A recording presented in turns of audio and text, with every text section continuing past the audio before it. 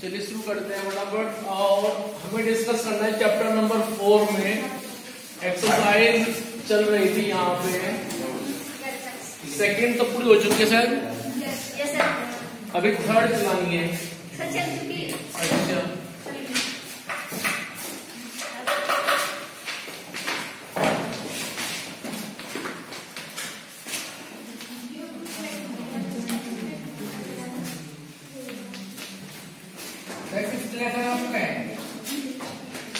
नहीं, फिफ्थ मेरा नहीं है।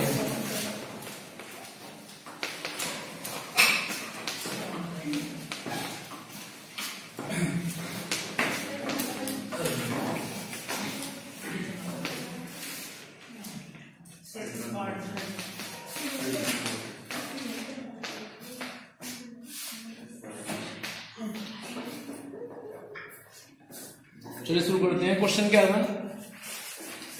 पेज नंबर 88 और पेज नंबर 88 में क्वेश्चन नंबर 4 सुनो ध्यान से। वर्ड प्रॉब्लम है और लेकर के एक सिंगल डायरेक्ट एक्स कन्वर्ट करेंगे इसको क्वाड्रेटिक इक्वेशन के फॉर्म में। ठीक है, चलो पढ़ो।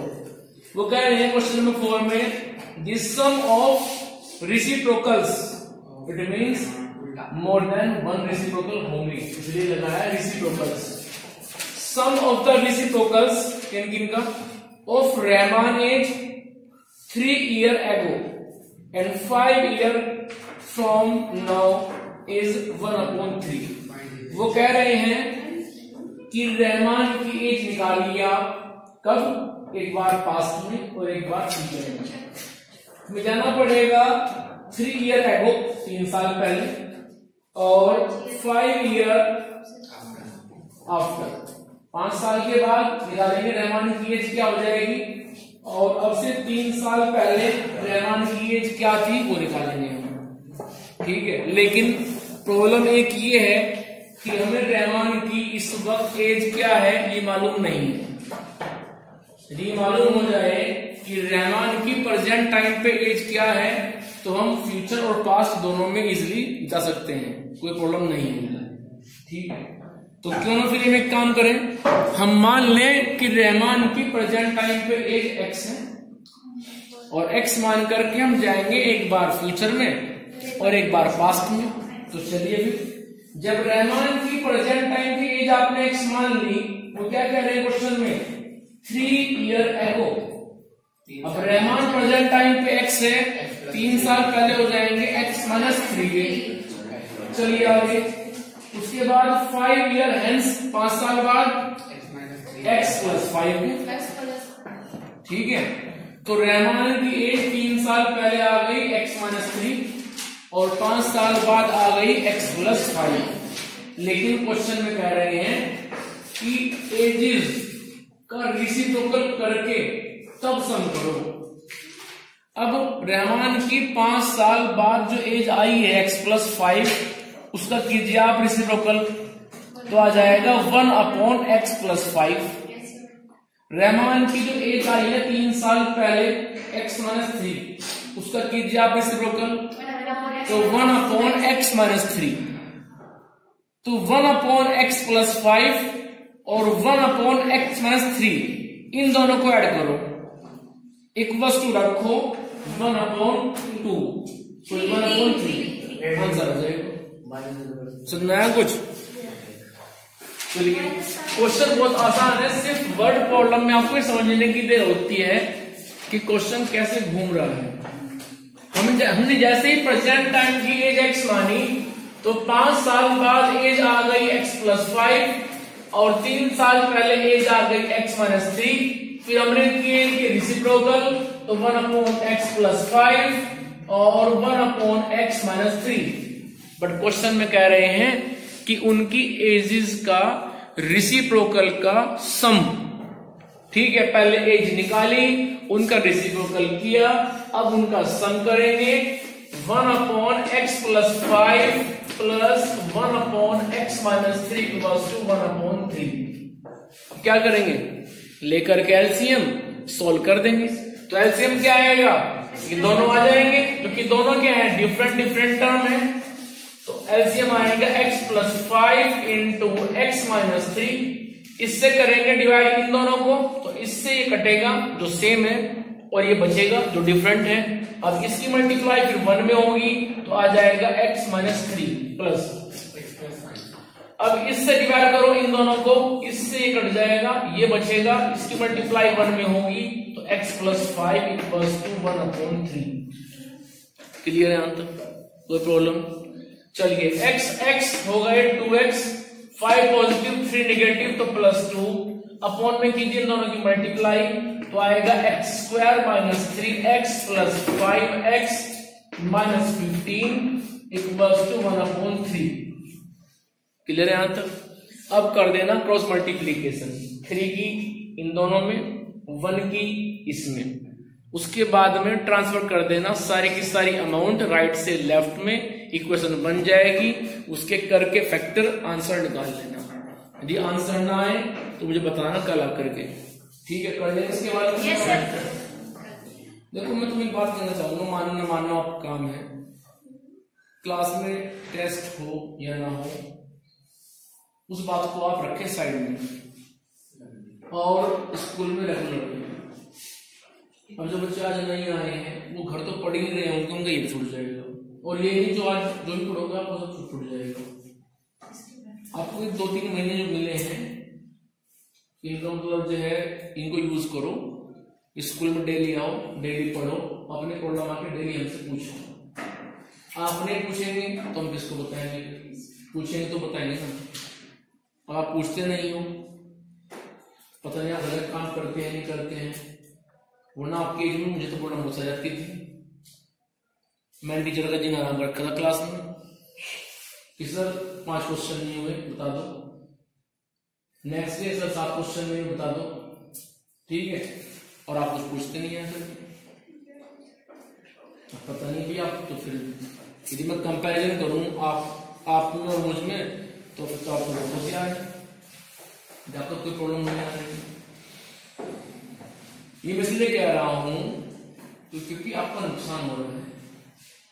देखो यदि आप अभी कोई क्वेश्चन सोल्व नहीं कर रहे हो, कोई चैप्टर सोल्व नहीं कर रहे हो, तो फिर कब करोगे? जब नहीं चल रहे, समझो जाने को ही है, ठीक है? तो आगे क्या बचा? फरवरी, मार्च, अप्रैल।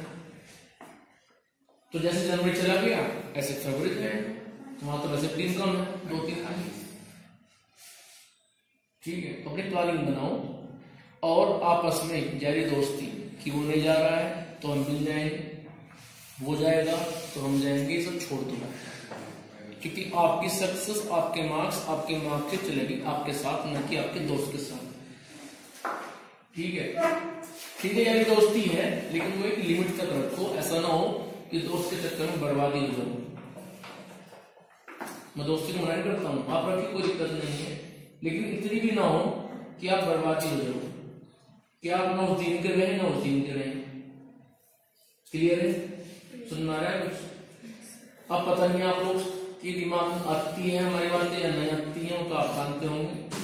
समझाना हमारा काम है, समझना आपका काम है, भले उसको फॉलो करें न करें। तो थोड़े से दिन बचे हुए हैं, आप अपना टाइम बनाओ, यारी दोस्ती छोड़ दो, घर जाके पढ़ो, क्वेश्चन आके स्कूल में पूछो, तो बेटा अभी भी टाइम में पास हो जाओ, कोई दिक्कत नहीं है। इतना बड़ा सिलेबस नहीं है, सिलेबस वैसे भी कम रखा है, तो कट ही गए।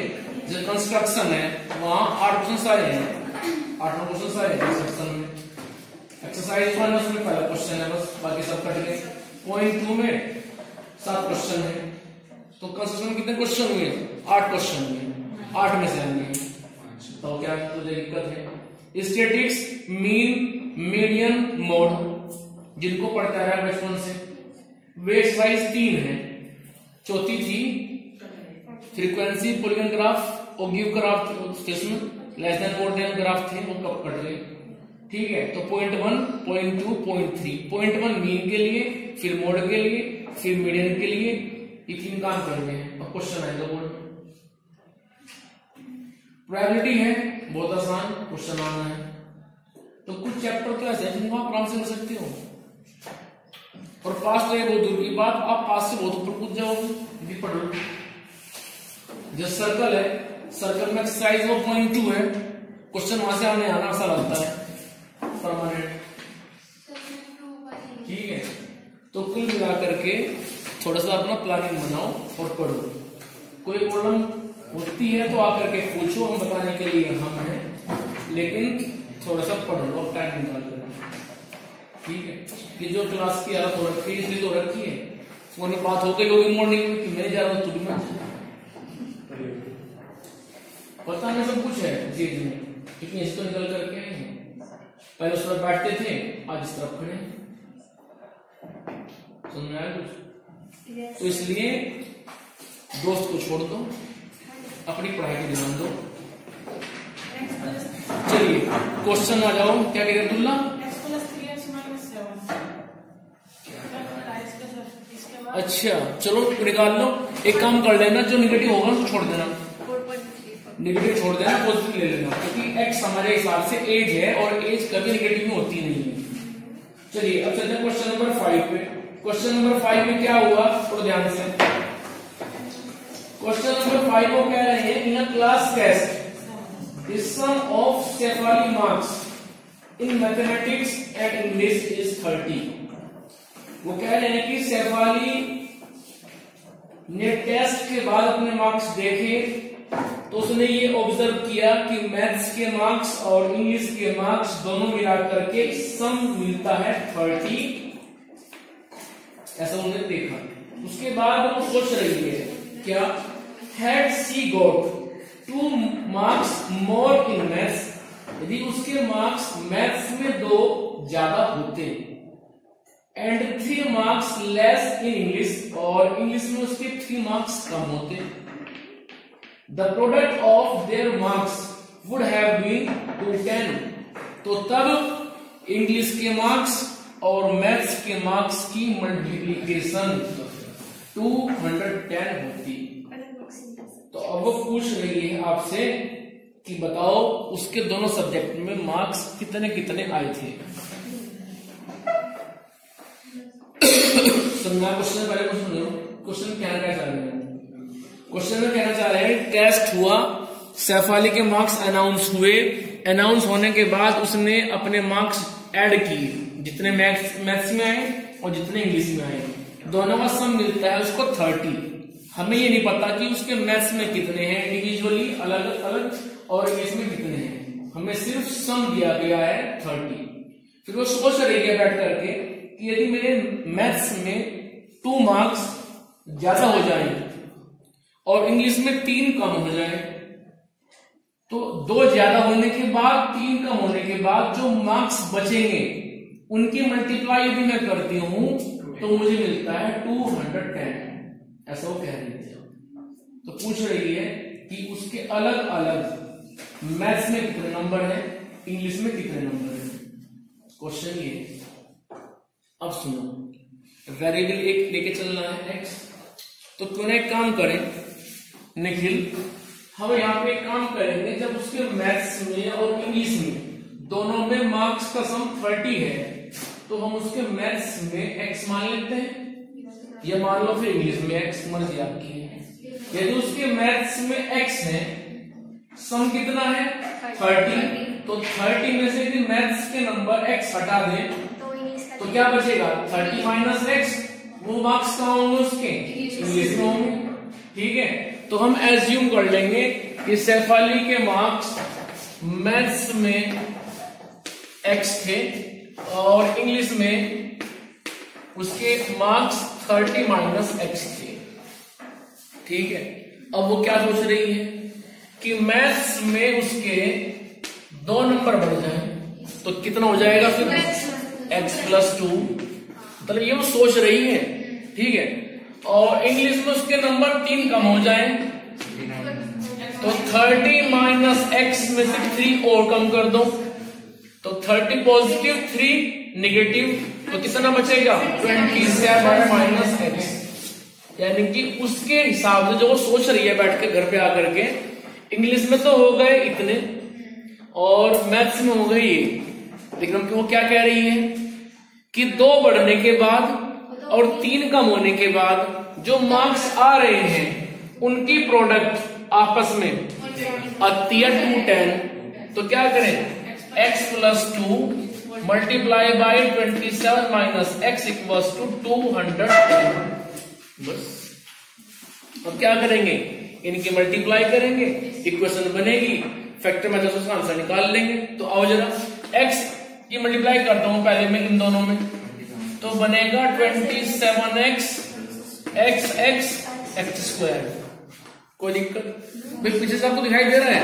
दिखाई ना दे रहा तो आगे आ जाओ, इधर उधर आ जाओ, वहां पे वहां सब दिखाई दे जाएगा आपको। तो ये हो जाएगा 27x x की मल्टीप्लाई तो हो जाएगी।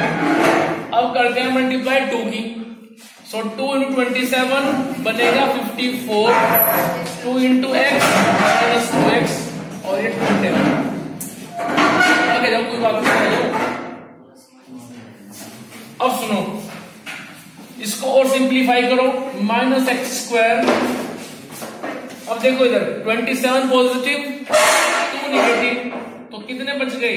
25x प्लस 54, इधर से लाओ इसको, माइनस 210 इक्वल्स टू 0, क्योंकि इक्वेशन के अंदर राइट हैंड साइड में होता है हमेशा 0।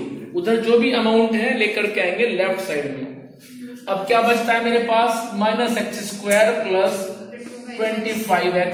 अब सुनो, 54 पॉजिटिव 210 नेगेटिव, नेगेटिव में ज्यादा है तो कितने बचेंगे नेगेटिव में? भाई 210 में से 54 को हटा दो, ठीक है, कितना बचेगा? 156।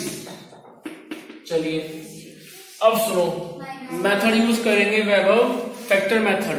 लेकिन उसका रूल क्या है? हाँ बोलो। हाँ वही जा रहा हूं मैं। अब वो कहते हैं फैक्टर मेथड में कि कोफिशिएंट ऑफ एक्स स्क्वायर वो पॉजिटिव बनाओ, वहां पे चाहे 2 हो, 200 हो, 12 हो, 10 हो, बट जितना भी हो पॉजिटिव में हो, निगेटिव में ना हो। तो यहाँ पे अभी निगेटिव है, तो इसको पॉजिटिव करने के लिए आप मल्टीप्लाई कर दो पूरी इक्वेशन को -1 से, तो ये हो जाएगा x square minus 25x plus 156 equals to 0। जो नेगेटिव थे वो पॉजिटिव हो गए, जो पॉजिटिव थे वो नेगेटिव हो गए। चले आगे। अब सुनो, highest coefficient of x square इस वक्त 1 है, यहाँ पे कितना है? 156, तो दोनों की मल्टीप्लाई करो, 156 की 1 में, तो कितना आएगा? 156। अब इसके ऐसे 2 फैक्टर करो जिनको मल्टीप्लाई करें यही मिले, लेकिन जब उनको प्लस करें तो 25 मिले। ऐसे 2 फैक्टर जिनको मल्टीप्लाई करें तो 156 और उन्हीं को प्लस करें तो मिले 25। ऐसे कर लो एलसीएम मेथड से कि 2 7 जा, 2 8 जा, फिर 2 3 जा, 2 9 जा, फिर 3 13 जा और 1। क्लियर यहां तक? इन चारों को यूज करना है, छोड़ना किसी को नहीं है। तो इन चारों को ऐसे लो एक साथ कि 2 ग्रुप बन जाए, ठीक है? मर्जी आपकी है, कोई 3 एक साथ ले लो, अकेला 13 छोड़ दो, ये दोनों बाद के एक साथ ले लो, शुरू के 2 एक साथ ले लो, लेकिन सारे लेने हैं, छोड़ना कोई नहीं है। तो बताओ किस किस को साथ में लें? 12 और 13, यानी कि आपने स्टार्टिंग के 3 एक साथ ले लिए। चलिए वहां से मिल गया हमें 12 और 13 बाद में रखा है। हाँ सही कह रहे हो। और जरा फिर एक्स स्क्वायर माइनस, तो 25 के प्लेस में हम क्या करेंगे? नवनीत रिप्लेस कर देंगे 13 प्लस 12, एक्स रहेगा ऐसे ही प्लस 1560। अब इसको मैं उधर लिखता हूं, थोड़ा ज्यादा नीचे हो गया, आपको दिखाई नहीं देगा फिर ये। तो अब इसको ओपन कीजिए, उधर से मल्टीप्लाई माइनस की होगी, इधर से मल्टीप्लाई एक्स की होगी, तो क्या बनेगा? बनेगा x square minus 13x minus 12x plus 156 equals to 0। अब क्या करेंगे? इन दोनों में से कॉमन लो, इन दोनों में से कॉमन लो, यहां से कॉमन सिर्फ x आएगा, तो बचेगा x माइनस 13। देखो सॉल्यूशन पर ज्यादा ध्यान मत दो, सॉल्यूशन तो मैं आपको बताऊं कुछ सब पता है कि नेट पे पढ़े हुए सबके सॉल्यूशन आपकी जगह रजिस्टर में भी लिखे हुए हैं क्योंकि चल रहा है रिवीजन।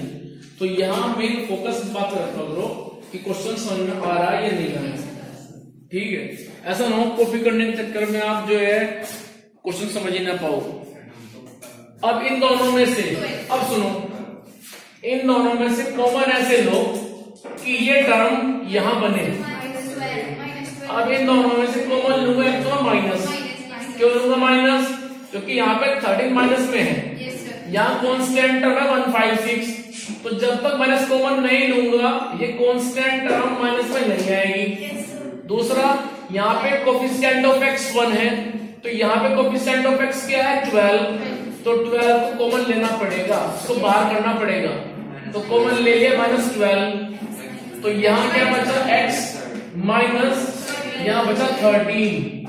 और एक बात और, यदि किसी को डाउट हो तो इसकी मल्टीप्लाई इसमें कर लो, और यदि यहां आ रहे हो, ठीक है, एक स्टेप पीछे, तो ये सही है वरना फिर गलत है। ऐसे भी आप चेक कर सकते हो एग्जाम में।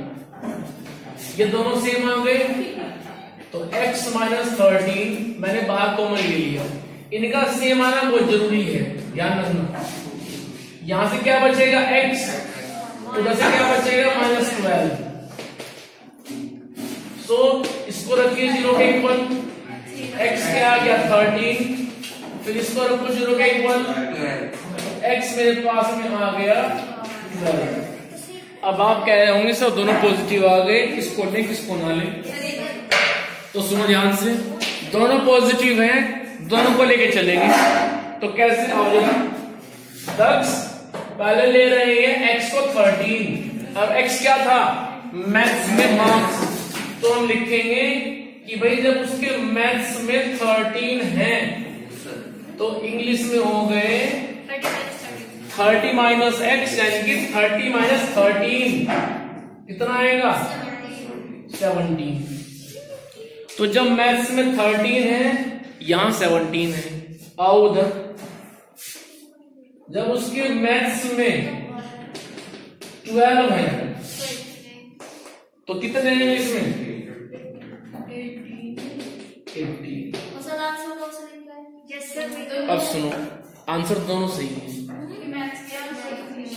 आंसर दोनों सही है, सही क्यों है दोनों? जरा ध्यान से देखो निखिल, कंडीशन क्या थी उनकी? उनकी कंडीशन थी कि जब सम करे 30 मिले, दोनों का सम 30 आ रहा है।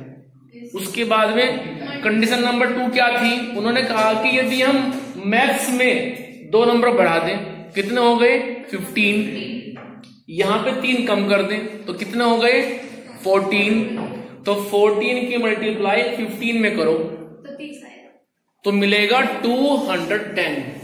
करके देखो आप, 15 की मल्टीप्लाई 14 में करो तो मिलेगा 210, ठीक है।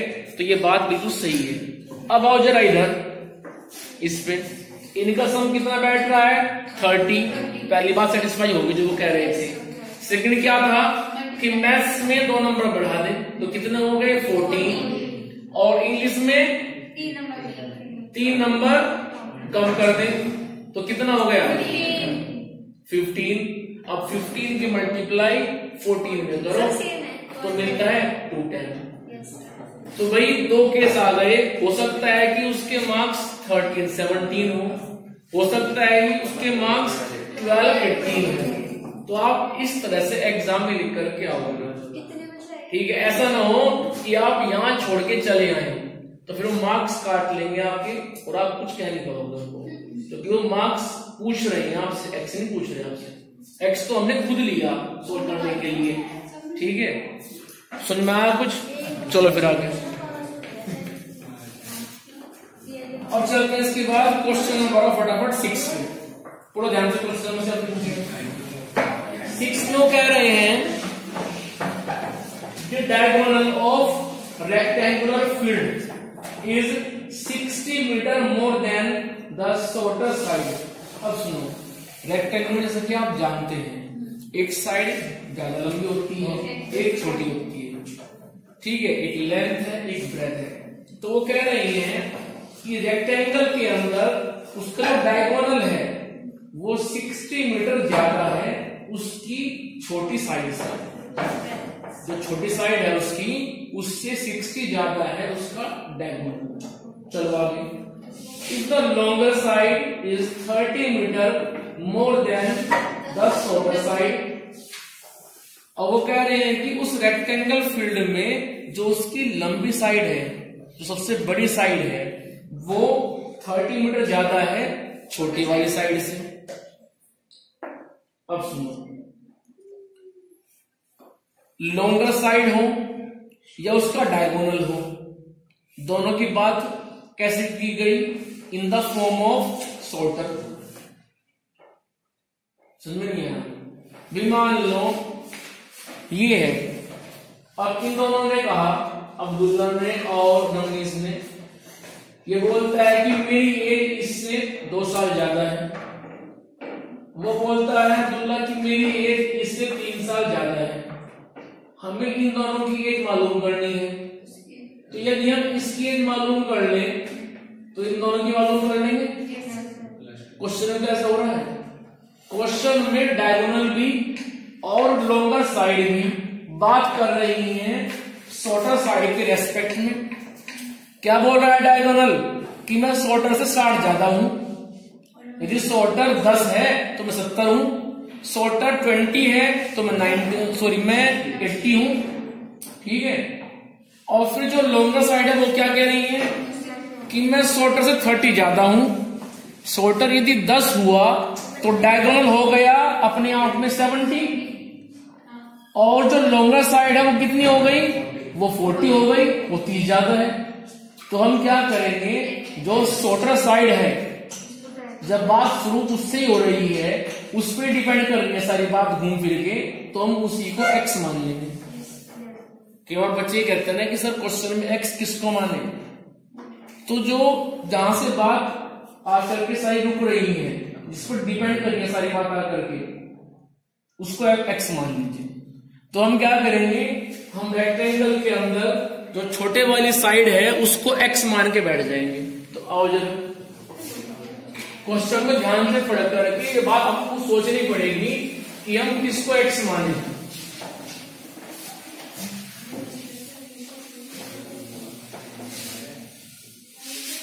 अब मान लीजिए ये मेरे पास रेक्टेंगल है और मेरे हिसाब से अभी ब्रेथ शॉर्टर है, लेंथ वो लॉन्गर है, और ये बन गया डायगोनल।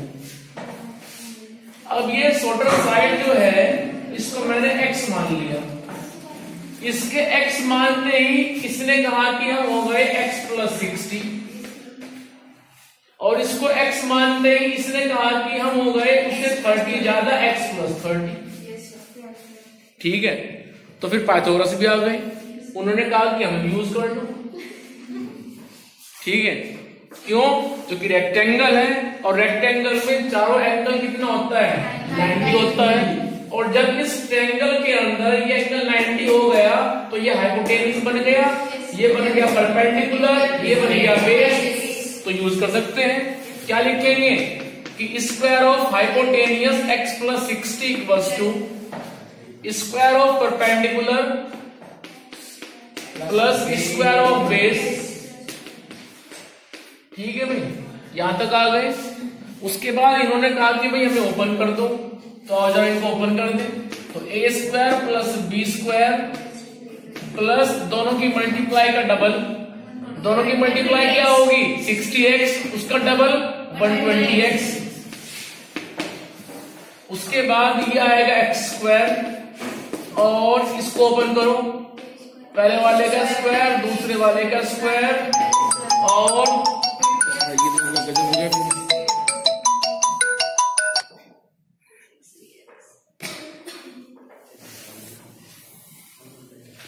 मेरे याद है किसको नोट करना है। 30 हो जाएगा मेरे पास में 60x। अब कोई प्रॉब्लम यहां तक?